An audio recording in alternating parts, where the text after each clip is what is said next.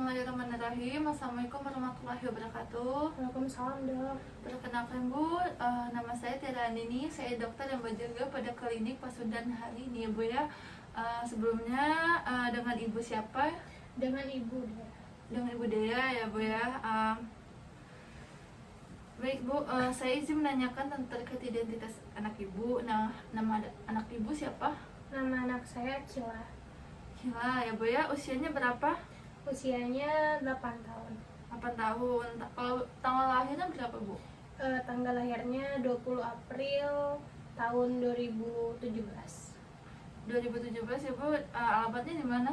Alamatnya di Jalan Kenari. Di Jalan Kenari ya Bu ya. Nomor rekam medis Ibu 2400101035 ya Bu.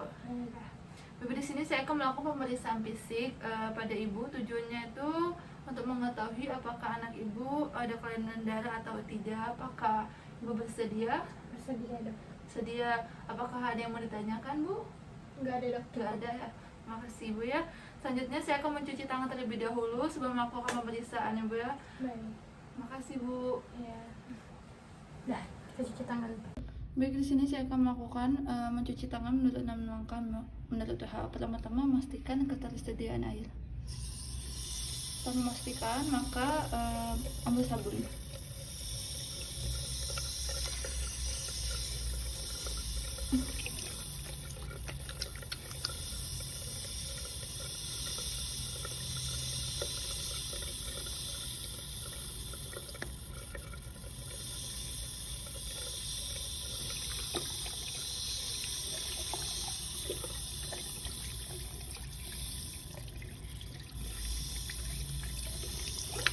Keringkan dengan tisu basah.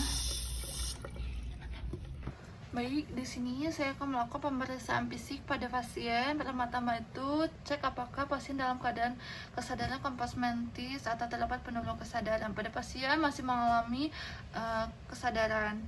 Keadaan umum pasien terlihat, apakah pasien terlihat sakit ringan, sedang atau pemberat. Pada pasien terlihat sakit. Pada pasien terlihat pada pasien terlihat sakitnya masih sakit ringan.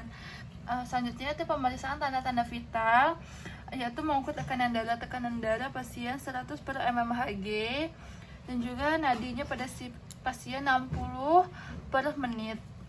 Respirasinya 14 kali per menit, maka dia masih dalam keadaan normal. Suhu pasien yaitu dalam keadaan 37 derajat. Artinya semua pemeriksaan dari tanda-tanda vitalnya masih dalam keadaan normal. Selanjutnya itu ada pemeriksaan tropometri. Di sini akan melakukan pemeriksaan tinggi badan dan juga berat badan. Tinggi badan pada pasien yaitu 100 dan juga berat badannya itu 25 kg. Dari hasil pemeriksaan tersebut, maka BMI pasien itu berada di angka 17. Yang dalam keadaan kondisi seperti ini, pasien mengalami berat badan yang kurang atau underweight dan juga BMI-nya tidak normal. Selanjutnya itu ada pemeriksaan kepala atau diinfeksi dan juga palpasi, yaitu lihat di bagian rambutnya apakah warnanya itu warna hitam atau merah jagung, terlihat apakah mudah rontok atau kuat. Pada pasien mengalami sedikit mudah rontok. Wajah juga dilihat apakah pasien mengalami simetris atau facial collapse. Pada pasien tidak ada tanda-tanda tersebut. Di mata pasien apakah ada tanda-tanda konjungtiva anamis, sklera ikterik, dan juga berdarah konjungtiva. Pada pasien tidak ada tanda-tanda tersebut. Di hidung dilihat apakah ada sekret dan juga epitaksis. Pada pasien tidak terlihat tanda-tanda tersebut. Selanjutnya itu pernapasan. Kemudian selanjutnya itu pada bagian mulut dilihat apakah di bagian bibirnya kering, variola, cyanosis atau pucat. Pada pasien mengalami pada mulutnya yaitu pucat. Di gusinya apakah gusinya berdarah? Tidak. Pada pasien tidak mengalami gusi berdarah. Di mukosanya apakah stomatis atau stomatis angularis oral phage? Pasien tidak ada gejala tersebut. Selanjutnya itu ada di lidah. Atrofi papila lidahnya tuh halus, kemarahan, pasien tidak ada tanda tersebut.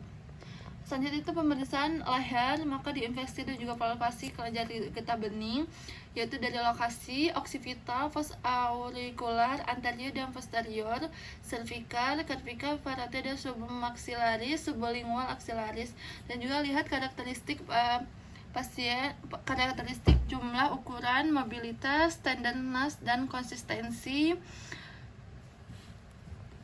Pemeriksaan toraks auskultasi atau menghitung detak jantung, bahwasanya dapat ditemukan murmur atau bising fusional pada seluruh katup dengan posisi pasien supinasi atau penduduk jika mengindikasikan anemia berat. Pada pasien tidak ada tanda-tanda tersebut. Selanjutnya yaitu ada pemeriksaan abdomen, yaitu menginvestigasi untuk menemukan kemungkinan apakah adanya arigonomegaly. Selanjutnya abdomen, palpasi hepat dengan cara bimanual metode, yaitu letakkan tangan kiri pemeriksaan ke belakang pasien dengan cara menampang kosta 11 dan juga 12 karena agar hepat lebih mudah untuk diperiksa. Minta pasien untuk relate. Selanjutnya tangan kanan, pemeriksaan kanan di bagian abdomen lateral dari musculus rectus. Gunakan ujung bagian medial dari indeks pinggir untuk merasakan hepar. Minta pasien untuk menarik napas dalam-dalam, merasakan penurunan hepat dengan ujung jari bagian lateral dari indeks pinggir. Pada pasien dari hasil pemeriksaan posisi hepar, maka pasien terlihat normal, tidak teraba. Jika teraba pada anak, tepi yang normal akan lembut, tepi tajam dan bentuknya reguler. Pada anak 1-2 cm di bawah kosta, 1-2 cm dari prosesus sifoid masih dianggap normal. Jadi pada pasien ini masih dalam keadaan normal. Yaitu abdomen, palpasi limpa, letakkan tangan kanan pemeriksa di bawah margin kosta.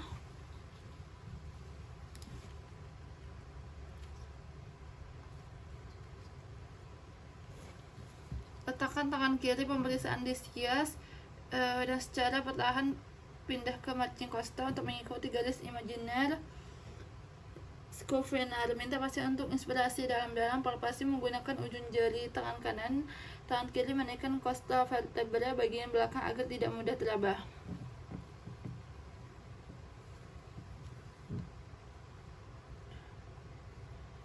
Dari hasil pemeriksaan limbah, maka nilai tenderness atau tidak ada nilainya, kontur tidak ada atau dalam keadaan normal.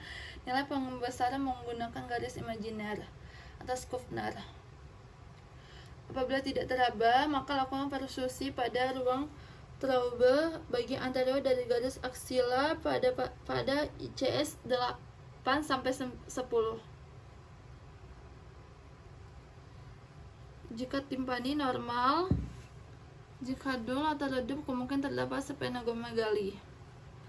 Selanjutnya itu ada pemeriksaan ekstremitas, hematoarterosis atau nyeri tulang, cyanosis perifer atau kelabing pinjer, ataupun naik koilinokia, akral hangat atau dingin, CRT kurang dari 2 detik atau kurang dari 2 detik. Pemeriksaan selanjutnya lihat atau inspeksi pada bagian kulit, apakah ada jaundice, pucat. Pada pasien terlihat pucat, hemosderosis tidak ada, dan juga tidak adanya tanda-tanda peteki ataupun ekimosis. Hematoma dan juga kering tidak terdapat pada pasien tersebut. Selanjutnya, karena pemeriksaan sudah selesai, maka melakukan cuci tangan dengan 6 langkah menurut WHO. Ibu berdasarkan dari hasil pemeriksaannya bahwasanya anak ibu mengalami anemia defisiensi zat besi.